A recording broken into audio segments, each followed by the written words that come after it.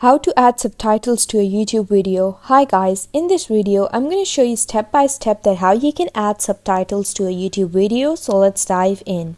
First, you have to open the video by right clicking on it and then click open link in new tab.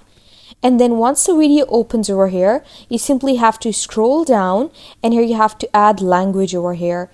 In this menu, you'll find the subtitle option, click it and then click add language. And then choose the language that you want to add. And once the language is added, you have to just cross this and then you have to open the video again. And then you have to just right click on the video link and then open it.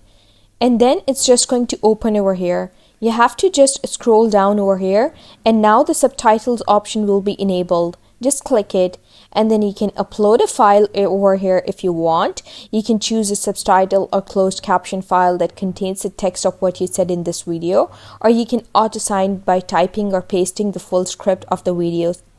Or you can just type manually and create subtitles and closed captions by typing them in as you watch the video. And then once done, click done. And that's the process that you can follow to add subtitles to a YouTube video. I hope you found the process easy and liked my video. And if you did, please don't forget to like and subscribe my channel. Thank you very much. See you again.